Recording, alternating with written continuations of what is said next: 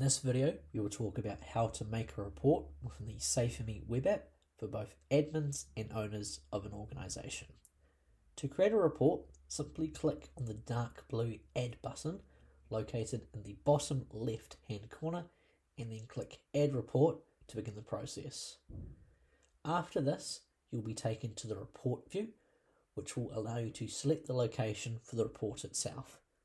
Keep in mind that for the location, it will default to the location that you have currently opened the web app from.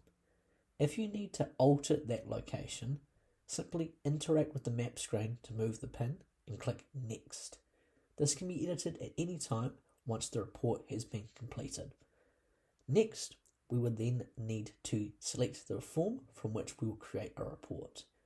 You'll only be able to create a report from a form that you've been added to, so if you believe that there is a form missing from your available list, reach out to the owner of your organization or our support team.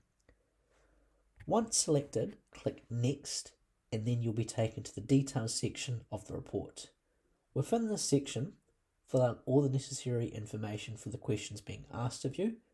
Once you are satisfied with that information you've provided, click Submit to submit that report.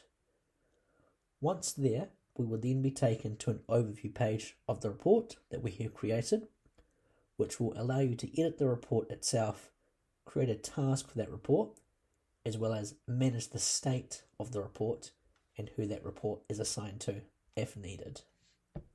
Regardless, that report can be found in the New, Unresolved and All tabs within the Reports page until it is escalated into Resolve state. That covers how we would create a report within the SaferMe web app. In our next video, we will talk about how to manage a report by creating a task and assigning that report to another user within your organization.